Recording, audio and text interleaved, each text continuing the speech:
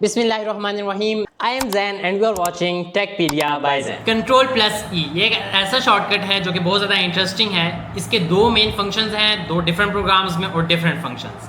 First of all function word में है जहाँ ये सेंटर अलाइनमेंट का काम करता है, और सेकंड फंक्शन एक्सेल की शीट्स में जहाँ ये फ्लैश फिल का काम परफॉर्म करता है। इस वीडियो में मैंने फोकस MS वर्ड में यूज़ ऑफ कंट्रोल+E का किया है, बट अगर आप कंट्रोल+E का यूज़ MS वर्ड और एक्सेल दोनों में देखना चाहते हैं उसके लिए मैंने एक डिटेल वीडियो बनाई है, उसका लिंक आपको डिस्क्रिप्शन में मिल जाएगा।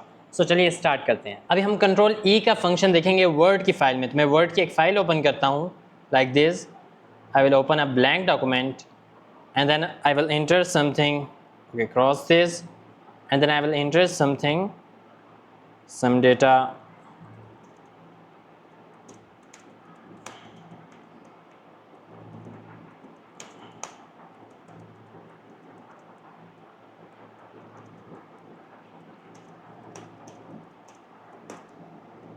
ओके, अब यहाँ पर मुझे कोई वर्ड लिखना है, फॉर एग्जांपल जैन, जिसे मैंने सेंटर लाइन करना है। तो उसके लिए मुझे एक शॉर्टकट की यूज़ करनी है वर्ड में कंट्रोल+E।